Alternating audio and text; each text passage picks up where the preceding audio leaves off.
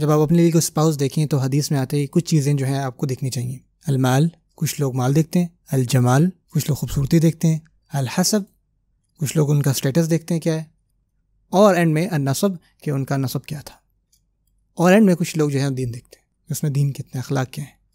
اور اکثر لوگ یہ حدیث نہیں سمجھتے. جب حدیث میں آتا ہے کہ فاظفر بذات الدین تربت یدک، حدیث میں آتا ہے کہ کامیاب ہو جاؤ اس کو چوز کرنے کے ساتھ جس میں دین ہے اور وہ اخلاق کے ساتھ بھرا ہوا ہے، دین کے ساتھ ساتھ. ایک اور حدیث میں آپ صلی اللہ علیہ وسلم نے فرمایا اذا جاءکم من ترضون دینہ وخلقہ فانکحوہ. اگر آپ کو کسی نے آپ کو کہیں سے پرپوزل آیا ہے اور آپ ان کے دین اور ان کے کیریکٹر سے، اخلاق سے سیٹسفائیڈ ہیں، آپ دیکھتے ہیں ان کا دین کتنا اچھا ہے، اخلاق کتنے اچھے ہیں، ان سے نکاح کریں. فانکحوہ، آپ دو چیزیں دیکھتے ہیں یہاں پہ، اخلاق اور دین.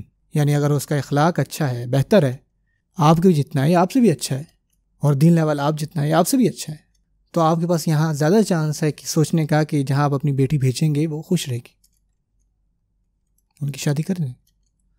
اور ایسا کیوں ہے کہ جب مال کی بات آتی ہے اور جمال کی بات آتی ہے تو بہت سارے لوگ یہ سوچتے ہیں کہ اسلام میں آپ خوبصورتی نہیں دیکھتے.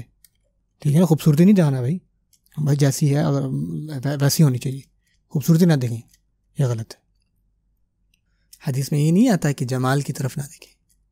حدیث میں آتا ہے کہ آپ تمام چیزیں دیکھتے ہیں جو آپ کو دکھنی چاہیے، لیکن ترجیح دین والے کو دیں. مثال کے طور پہ کوئی بہت ہی زیادہ حسین ہے اور آپ دیکھ کے گر پڑے اس کو، اور ان میں کوئی دین نہیں ہے، اور پھر آپ نے اس کو دیکھا ہے کہ جو وہ بھی حسین ہے لیکن اس کو دیکھ کے آپ گرے نہیں ہیں، ان کے لک سے آپ کا دل گھائل نہیں ہوا، لیکن ماشاءاللہ آپ دیکھ کے ان کو بے ہوش ہونے ہی والے تھے. اگر آپ دیکھتے ہیں جو کہ اچھے دکھتے ہیں، خوش شکل ہیں اور اچھا دین ہے ان میں، تو آپ کے لیے بہتر ہے کہ اگر آپ لکس پہ کمپرومائز کر دیں سرٹن ایکسٹینٹ تک، کچھ حد تک، لیکن اس چیز کو لازم بنائیں کہ دین ان میں ہونا چاہیے لازم. لیکن اگر آپ صرف لکس پر جائیں گے، جمال پہ جائیں گے،